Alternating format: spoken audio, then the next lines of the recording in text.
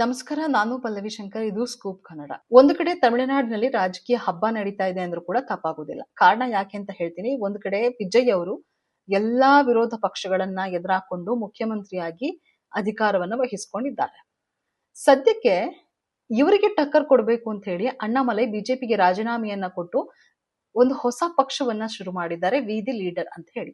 ಕೇವಲ ಒಂದು ದಿನದಲ್ಲಿ 1 ಮಿಲಿಯನ್ ಸಬ್ಸ್ಕ್ರೈಬರ್ಸ್ ಗಳನ್ನ ಹೊಂದಿರುವಂತ ಪಕ್ಷ ಅಂತ ಹೇಳಿ ಅವರೇ ಖುದ್ದಾಗಿ ಸೋಷಿಯಲ್ ಮೀಡಿಯಾದಲ್ಲಿ ಹಾಕೊಂಡಿದ್ದಾರೆ. ಇದ್ರ ಬಗ್ಗೆ ನಾನು ಆಮೇಲೆ ಮಾತಾಡ್ತೀನಿ. ದಕ್ಷಿಣ ಭಾರತದಲ್ಲಿ ಯಾವೆಲ್ಲ ರಾಜ್ಯಗಳಿದ್ದಾವೆ ಅಲ್ಲಿ ಪ್ರಾದೇಶಿಕ ಪಕ್ಷಗಳದ್ದೇ ಕಾರುಬಾರು.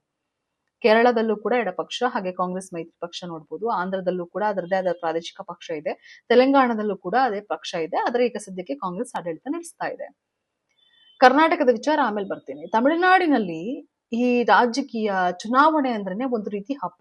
ಯಾಕೆ ಅಂತಂದ್ರೆ ಈ ಆಕ್ಚುಲ್ ರಾಜಕಾರಣಿಗಳೇನಿದಾರಲ್ಲ ಅವ್ರಿಗಿಂತ ಹೆಚ್ಚಾಗಿ ಈ ನಟ ನಟಿಯರು ಯಾವ್ದಾದ್ರು ರಾಜಕೀಯ ಪಕ್ಷವನ್ನ ಶುರು ಮಾಡ್ಬಿಟ್ರೆ ಅವ್ರಿಗೆ ಸಕ್ಸಸ್ ಅನ್ನೋದನ್ನ ಅಲ್ಲಿರುವಂತಹ ಜನ ಡಿಕ್ಲೇರ್ ಮಾಡ್ಬಿಡ್ತಾರೆ.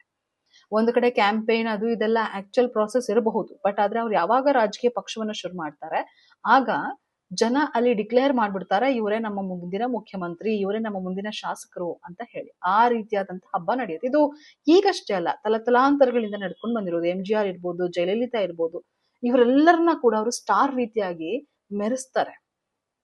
ಸದ್ಯಕ್ಕೆ ರಾಷ್ಟ್ರೀಯ ಪಕ್ಷದಲ್ಲಿ ನೆಲೆ ಊರೋದಕ್ಕೆ ಸಾಕಷ್ಟು ಪ್ರಯತ್ನಗಳನ್ನ ಪಟ್ರು. ಹಾಗಾಗಿನೇ ಅಣ್ಣಾಮಲೈಯವರನ್ನ ಬಿಜೆಪಿ ತಮ್ಮ ತೆಕ್ಕೆಗೆ ತೆಗೆದುಕೊಂಡು ಅಲ್ಲಿನ ಪಕ್ಷದ ರಾಜ್ಯಾಧ್ಯಕ್ಷನನ್ನಾಗಿ ಮಾಡಿ ನೀವು ಕೆಲಸವನ್ನ ನಿರ್ವಹಿಸಿ ಅಂತ ಹೇಳಿದ್ರು. ಆದ್ರೆ ಎಲ್ಲೂ ಕೂಡ ಬಿಜೆಪಿ ತಮ್ಮ ನೆಲೆಯನ್ನ ಊರೋದಕ್ಕೆ ಸಾಧ್ಯನೇ ಆಗ್ಲಿಲ್ಲ. ಆ ಸಂದರ್ಭದಲ್ಲೇ ಬಂದಿದ್ದು ವಿಜಯ್. ತಮ್ಮ ಟಿವಿಕೆ ಪಕ್ಷವನ್ನ ತಂದ್ರು, ಅಧಿಕಾರಕ್ಕೂ ಕೂಡ ತಂದಿದ್ದಾರೆ. ಬೂತ್ ಮಟ್ಟದಿಂದ ಕೆಲಸವನ್ನ ಶುರು ಮಾಡಿ ಈಗ ಸದ್ಯಕ್ಕೆ ಮುಖ್ಯಮಂತ್ರಿ ಆಗಿದ್ದಾರೆ. ಆದ್ರೆ ನಾನು ಹೇಳಕ್ ಹೊರಟಿರೋದು ಅದಲ್ಲ. ತಮಿಳುನಾಡಿನಲ್ಲಿ ಆಕ್ಚುಲ್ ರಾಜಕಾರಣಿಗಳಿಗಿಂತ ನಟ ನಟಿಯರಿಗೆ ಹೆಚ್ಚು ಮಾನ್ಯತೆಯನ್ನ ಕೊಡ್ತಾರೆ. ನಮ್ಮ ಕರ್ನಾಟಕದಲ್ಲಿ ಹಾಗಲ್ಲ. ಆಕ್ಚುಲ್ ರಾಜಕಾರಣಿಗಳನ್ನ ಹಾಗೆ ನೋಡ್ತಾರೆ. ನಟ ನಟಿಯರನ್ನ ಕ್ಯಾಂಪೇನ್ ದೃಷ್ಟಿಯಲ್ಲಿ ಒಂದು ಸ್ಟಾರ್ಸ್ ಗಳ ತರ ನೋಡ್ತಾರೆ. ತಮಿಳುನಾಡಿನಲ್ಲಿ ಸದ್ಯಕ್ಕೆ ವಿಜಯ್ ಮುಖ್ಯಮಂತ್ರಿ ಆಗಿದ್ದಾರೆ.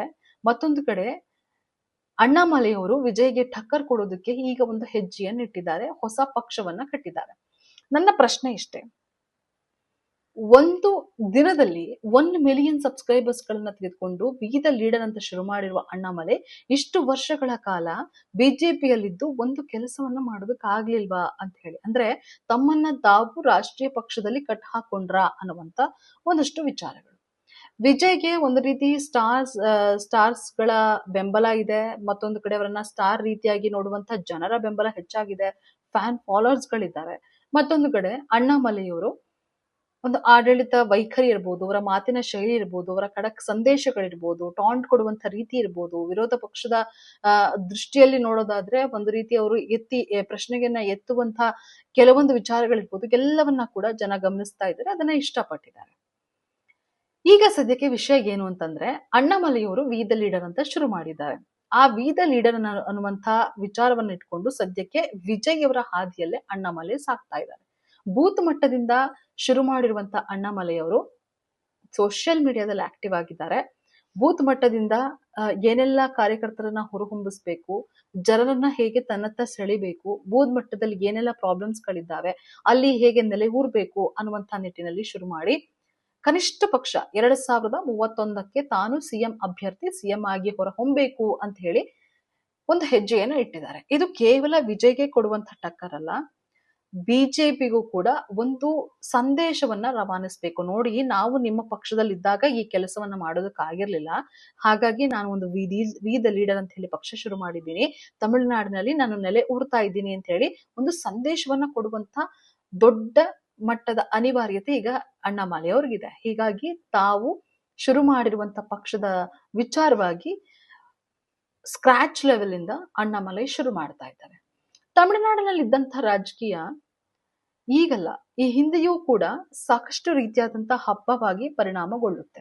ಎಲೆಕ್ಷನ್ ಬರುವಂತ ಸಂದರ್ಭದಲ್ಲಿ ಅಥವಾ ಈ ಕ್ಯಾಂಪೇನ್ ಮಾಡುವಂತ ಸಂದರ್ಭದಲ್ಲಿ.